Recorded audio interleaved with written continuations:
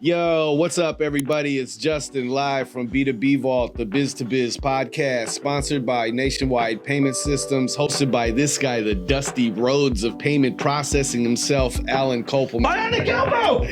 And we'll be providing you educational information about fintech, small business, payment processing, and the technology businesses are using in the world today. And in today's podcast, we'll be discussing a good question.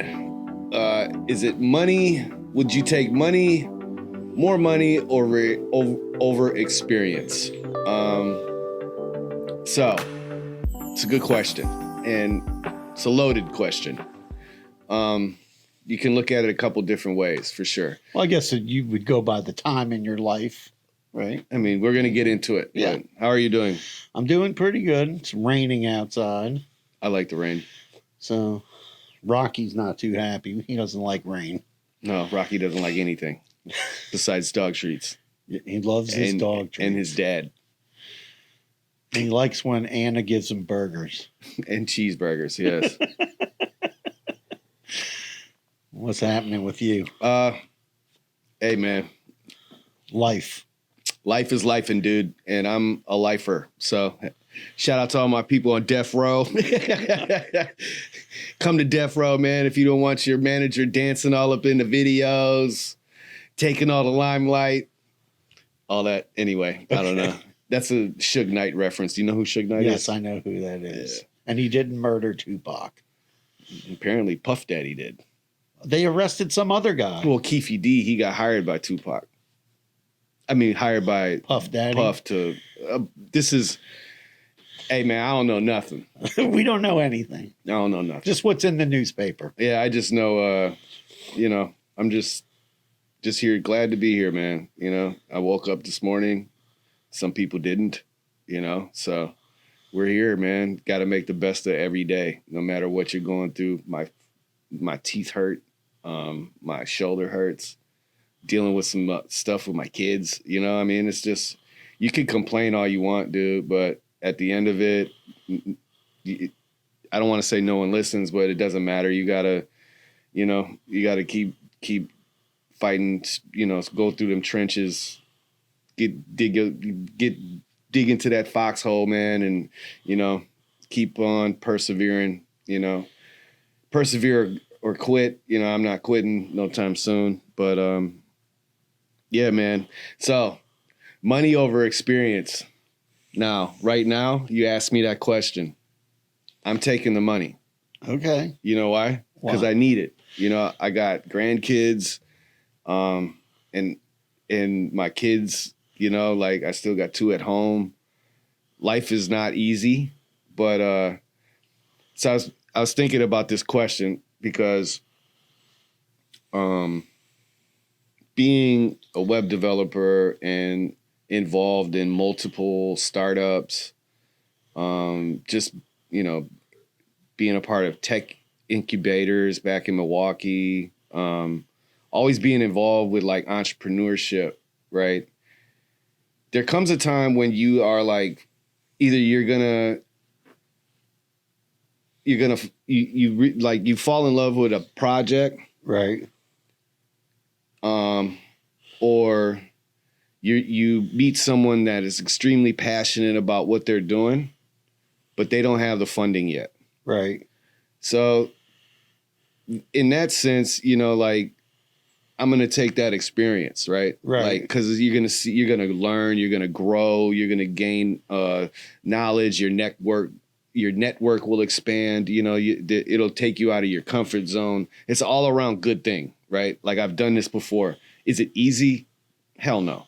One mistake, like when you talk about that, is one mistake I've made in the past is, helping people like with their business and everything. And, I was talking to a friend. I'm talking about putting sweat equity. That's what I'm talking about. Yeah. And when you put in the sweat equity, when I look back at it, I was talking to a friend of mine. Somebody asked me to help him with a project recently. Mm-hmm. And, they don't have a lot of money to, they've dumped a bunch of money in and they still need some help. So I went to them, and after I talked to a good friend of mine, and he goes, that's when, you got to ask them for an equity piece in their company Yeah. or their IP, because sometimes people they'll develop some tech, right? And then maybe they don't have the money to do anything with it, but they show it to enough people, and then somebody comes along, like, Shark Tank type of deal. Angel investors. Right. Or somebody comes and just buys the thing. Right. And then you help the person, they walk off with a bunch of money, and you walk off with nothing. And that's kind of a hard thing to swallow. Yeah, I mean, I've been on both ends of the stick, you know what I mean? Like, I definitely felt abandoned, right? Like, oh my God, like, dude, what happened? You know what I mean? Like, you're good and, I'm not, right? But, that's business. So, no, but I'm just saying. And I mean, that was a growth moment for me too, because I learned, like, you can't, take people's word. You know what I mean? Business is business. People have families, people, stuff like that. So, like, if you don't have, I say that to say this, like, get everything in paper, written contracts, NDAs, make sure your agreements are on point, scope of work, percentages, what you're owed, what you agreed upon, and get it in writing, man. That's it. But, that experience of, going through those tough times are, like, they're great moments of my life. Like, I really, I remember I was working with one of my mentors, A-Sun, and he had I talk about him a lot, because he's an influential person in my life. He had a mobile ticketing app that was, it was so you could buy your ticket, you could get a coupon for, the vendors or whatever, or you could buy vouchers right from one app. Right. It was great idea, Twicketer. We were working with a tech incubator in Milwaukee called Vet Transfer. It's still around. Shout out to them. Yeah, man, I mean, it was like, you weren't really getting paid, right? Yeah. You know what I'm saying? Like, there was no money. You know what I'm saying? I was in a unique situation to where I was working with the DVR, the Department of Vocational Rehabilitation, because I got hurt on the job. Right. This is where my shoulder injury comes from, for all of you guys that don't know. So they were giving me a small stipend to go to, to learn a new skill. Right. Definitely not so to support your family type of thing, right? Nonetheless, I was extremely grateful. They bought me a laptop, you know what I mean? So right then and there, I hit the ground running. So the experiences that I got from, being involved and being around all that, like the great minds, right, of all the different businesses that were in that tech incubator, dude. There was my man Casey, man, I can't remember everybody's name, dude. You know what I mean? Casey Payne, shout out to you, bro. He's out in, like, Japan or Taiwan or something. He struggles with some mental health issues, but I hope you're doing well, bro. He's like a super evil genius. I'm not evil genius, but you know what I'm saying? Like, he's one of those guys that are, like, super smart, right? But he struggles with, and, like, I met all these really cool people.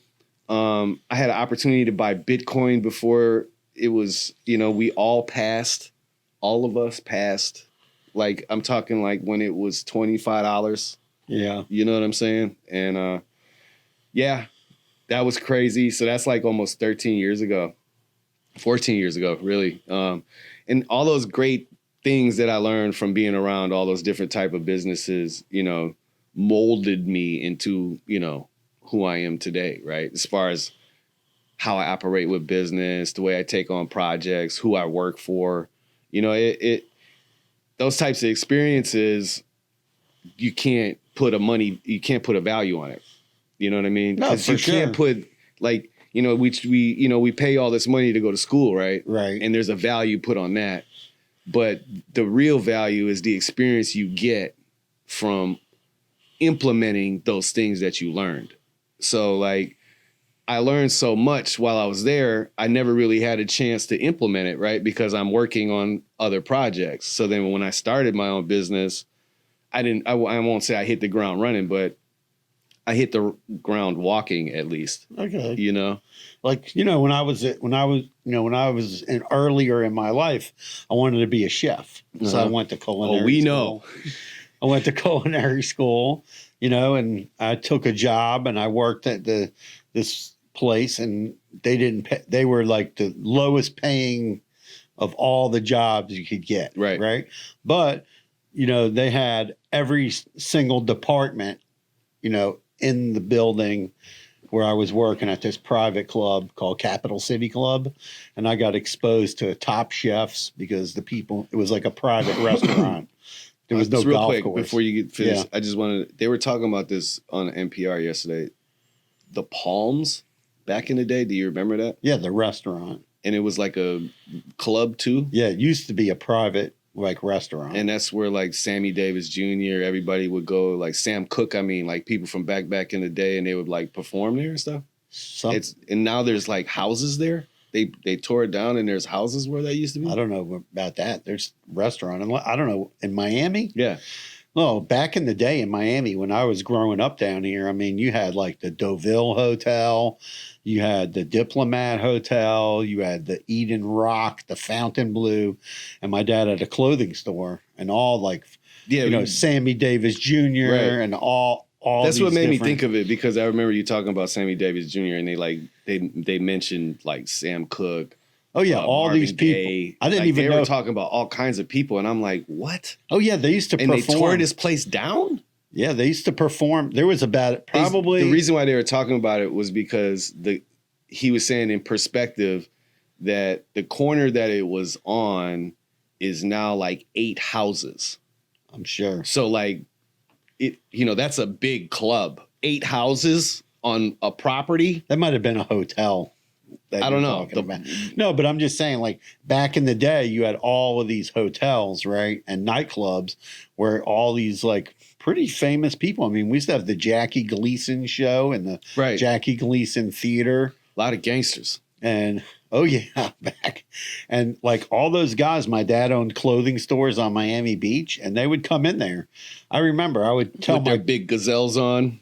I would tell my cousins, like, "Oh, this person came in," or if you ever think about something that you want to get me for some, give me a pair of gazelles. Okay, I'll take a pair of those. So, I would tell my cousins, like, "Oh, some rock band came into the store today," and they'd be, "Who is it?" And I said, "Oh, some guys." Yes, they knew who it was. I didn't know who they were, or Bad Company. Right. I'm sorry for getting you off your story. No, but like when I was a chef, right? Dude, you had to learn, and guys used to say, "Oh, why do you stay late? Why do you do this? Why do you do that?" Because the chef would be doing stuff, and I would get to work with them, and I'd just work for free. Yeah, that one-on-one time is, like you can't put a value on that, dude. Like I had another mentor of mine, Gerald Duran. He I didn't realize how important he was to me until a long time had passed, right? Yeah. Like we don't keep up with each other or anything. I wish him the best and everything. He moved out to the Cali. He's originally from Kansas City, came up to Milwaukee, started a school for tech. It was really cool. You know what I mean? Put me under his wing. He taught me a lot about believing in yourself and just like not, letting he had a tough background. He grew up out in South Central, et cetera. Well, he's not right. He grew up out west in South Central. He moved to Kansas City, then to Milwaukee. That's how we connected, blah, blah, blah. So he grew up, similar upbringing, you know what I mean? Totally different, but similar in its own nuances, right? So we connected on that level. And yeah, man, he taught me so much about like just believing in yourself and, not, going with the grain so much. Like, if this is something that you want to do, specifically it was about my marketing company, right? Right. Like he helped me start that. Okay. he gave me the money to purchase the hosting for a year, the domain, the email, etc. He set me up. He got me set up to operate. And one thing that he really wanted me to, was like faith, right? To like have faith that what you're doing is a good thing, right? Like it's a good thing. Well, you always want to feel like whatever you're doing in life that you're helping people. Exactly, right? So like, and that was because that's the one thing that he would ask me, like, what are you doing this for? Like, what is the end goal? Like, and my thing was I was always trying to help the underdog, the small guy, like the record shop that was next door to Best Buy. Right. You know what I'm saying? Like back home in Milwaukee, we still had that type of stuff. Right. And I hated seeing those places close. So how could I help them? Well, I could get them their shops online. I could get their businesses verified through Google so that people could find this stuff. And that's what my passion was. But unfortunately, there's no money in that. You know what I'm saying? Yeah. So like the experience again, for me operating my business, I operated like that for a long time. And it was hard, but I also gained a lot of knowledge and experience with like getting projects done like that. You know what I mean? Like my reputation for web design is, you need a website tomorrow, Jay will get it done. But you gotta have some bread. You know what I mean? Right. Like that's my reputation. Cause when I say I'm gonna do something, I'm gonna focus on that only, and that's it. And I'm gonna be done. And that's like I guess my wife's, like your ADHD. Like I just get like, I don't take any medicine or anything, but when I focus in on something, if there's all the other distractions are gone. Well, you got to focus in on you got to focus in on your business, your craft, what you're doing, like and then later, like I graduated my chef school, shout out to Don Hamilton, who was my mentor in those days of going to school. But, then I was a sous chef, then I became a chef, then I was chef of a whole hotel. And and I had a good reputation, like in the industry in Dallas. I was named one of the top chefs. And, people would come to work at the hotel, and everybody who came to work there, I used to tell them, I go, if you come to work here and you work here for a year, you're going to go up to the next level, be a sous chef. Right. And then you could be chef somewhere, whether it's in the company, right? And there was a lot of guys that I got promoted within the company. Mm-hmm. And then guys who left, and then later they became chefs, other places all over the country. So I know that, and then whatever. Then I got in this business in a complete accident, worked for somebody, learned, got ripped off. We won't. I mean, at one point you're gonna have to tell the story, but what they got ripped off about? Not that story. Yes, you have to tell that story. Well, the thing is when you don't know anything about a business, you're gonna get ripped off. You're gonna get ripped off. And that's the thing. I mean, if you're running a business and that hasn't happened to you, man, all praise is due to you. Like that's pure luck. Yeah, like I wouldn't call it luck. Whatever. Maybe you did get screwed over and you don't realize it. You know what I mean? I'll give you, or you got screwed over and you just haven't caught it yet. So, like I'm in a few discussion groups on Facebook, right, that are for the credit card business, right? And I think that's like a par for the course, right? Like you start a business, it's like a band. You got the bad record deal, right? Yeah, at one point you're gonna get the bad record deal. Why did I do that? Shit. I signed that paper too. So one of the things that gets asked all the time, like in the group, oh, what's the best company? Oh, who's the best? Where am I going to get paid the most? Blah, blah, blah, blah, blah. But the one thing that these people always do, and I'll never forget, I never forget this. We send people out contracts all the time, but our contract's very simple. It's 3 pages. Just says, we get paid, you get paid. Okay, you bring business, you're going to get paid. If you send one deal in and you never send me another deal, every month you're getting paid. And we've paid people since 2001. We've been paying people every month. And you know, so the one thing that people don't do, they don't read the paperwork. No. And we've talked about it a million Man, we talk times. about all the time, dude, because And- it is annoying as and shit. it upsets me so much, right? When Alan gets a stomach ache. He literally is like, no, in the I'll get a back phone office, call like, from somebody and they're like, well, I went to work for this company. They'll tell me the name of the company. And I just, I start to get ill when they mention 3 or 4 different companies. And they go, and they stop paying me. And I said, well, why did you stop sending them business? Yeah. Well, where are you sending your business now? Oh, somebody else. Why'd you switch? Oh, well, they offered me more money. I said, well, did you read the contract? And they go, no. It's so important that you read whatever you're signing. Like I have people, they'll send me a contract. Oh, are you going to sign it? Did you sign it? Did you sign? I go, dude, I got to read it. You send me like a 25-page document. Like I'm going to read the whole damn thing.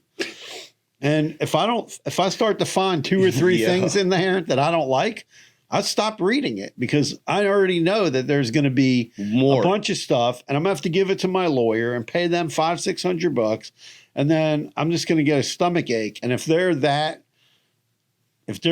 to have so many like clauses in there where they could get out of paying me, I probably don't want to do business with you. No. And read your paperwork, ladies and gentlemen. so it's important whether it's a lease. Whether it's especially your lease. Read your lease. I'll tell you crazy. Wait. The first apartment that I got with roommates, right? The first time I got an apartment with roommates, I had 2 roommates. Okay. Well, when we went in to sign the lease, they didn't make you sign for the whole lease like they do now. You signed for it was 3 people and it was like $250 each a month. Right. So I signed for my $250. The other 2 dudes both skipped out. One skipped out in the middle of the night and la-ti-da was gone. And then the other guy stopped paying rent and he left also. And then the people from the apartment complex come to me. They're like, oh, we're going to have to throw you out of the apartment. I go, why? I'm paying my rent. They go, well, the other 2 people. I said, that's your problem. And they tried to throw me out. They couldn't throw me out. Because I was paying my rent. You signed your lease, yeah. Right. And they couldn't put just 2 random people in there because they couldn't do it because of the way the lease was structured. Right. Right. And so it ended up like they took me to court. I didn't know what to do. So I was like, okay, I'll just show up. It was like a hearing. It wasn't like court. They try to scare you. Right. So I go to court. I go to the courthouse and the judge goes, well, what's going on? They give their whole case and want to throw the guy out and blah, blah, blah. And then the judge goes, well, you can't throw him out. He's paying you the rent. So it's the way you have the lease structured, You did it to yourself. They said there's nothing in here that says he's paying his portion of the rent, blah, blah, blah. You're going to have to sue those other 2 guys. So they end up, as a resolution, they came to me and they go, okay, they had a 1-bedroom apartment instead of a 3-bedroom apartment. And that was more expensive, obviously, but they knew I couldn't afford it because I was young. I was, not making a lot of money. And they knew they could rent that place for a lot more money. And so they gave you the 1 So bedroom. they gave me the 1-bedroom apartment. They moved me to the 1-bedroom apartment. And, but it was funny. And then I remember, like, I guarantee you after that company didn't have leases like that anymore. Now, when you sign a lease, like if you have a roommate, each one is signing for the whole rent. No, I wouldn't know, but yeah. No, I'm just saying. Leasing is nuts right now. But so, I mean, like all the experiences and yeah, man, you definitely need to read your contracts. But all your experiences, because now, like, it used to be like you went and got a job, right? You didn't usually sign any paperwork at a job, but today most jobs make you sign some kind of work agreement. You made me sign a work agreement. I know that, but I'm just saying, like, and a lot of jobs probably didn't do that 20 years ago. Oh, no. Now everywhere you go, especially in tech, you got to sign an NDA or whatever. I mean, I've been signing NDAs for the past 15 you're signing years. an NDA, you're signing a non-circumvention agreements, you're signing work, that the work belongs to the company. I don't know. When I first started working here, I got a job offer. for $82,000 a year to be the digital marketing director for Bright Star or something like that. I don't know, something in Fort Lauderdale. And I'm like, man, that's a game changer for me, right? It changes my life. But I'm a loyal person, right? Yeah. And when we first talked, we talked. We said that we'd be up to here. We ain't got there yet, but whatever. But, I was weighing these two positions, okay? Yeah. And being a digital marketing director for a small business versus being that for a medium-sized business with people underneath me. It's a lot of responsibility. Yes. This is pretty much right after COVID for the most part. And it's 2022, right? Yeah. And I'm like, I'm learning stuff. There's stuff that I didn't know about. I'm gonna be doing the same old shit over there, losing my mind because people are like, I'm not a great teacher. I'm not a teacher. Like, my wife was telling me yesterday, like, when you correct someone, you literally make them feel like this very small person. And I do not intentionally do it. It's not my job, right? Like, that's not what I'm focused on doing. And when I'm explaining something, it's just not, I don't know. Blame it on my parents.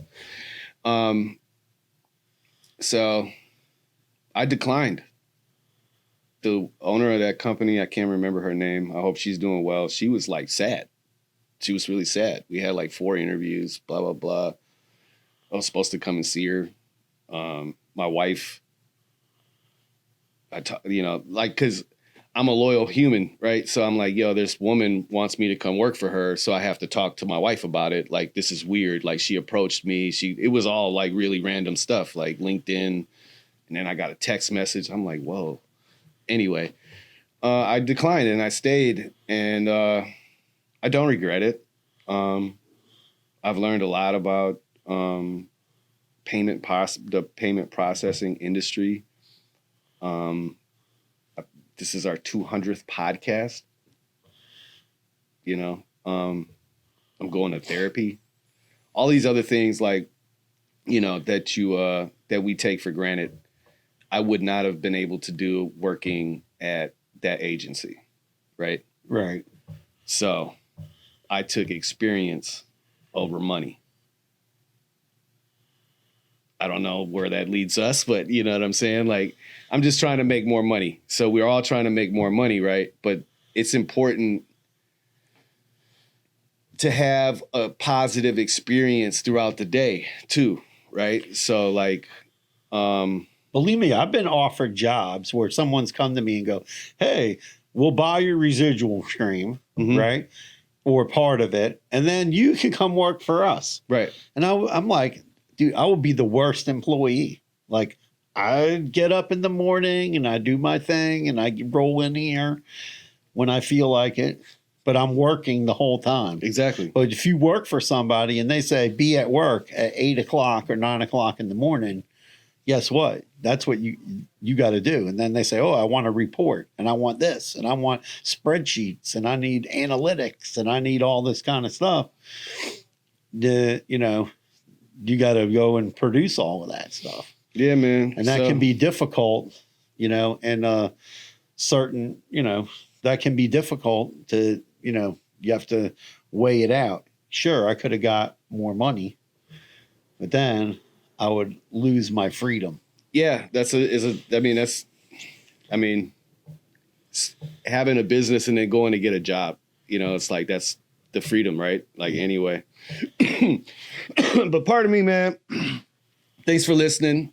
I hope you got something out of that. That was cool. That was a pretty good discussion, actually. Yeah, you could get. It's always good when you're younger. Gain as much experience as you can. Yeah, but don't screw yourself either, though. No, don't screw yourself. Get paid. Yeah, get paid. GPI, get paid instantly. I guess if you can. If you can. But don't not do something because if you really want to do something and it's really something that you're passionate about, but the money's not there, I would say take that experience and then use that to make money.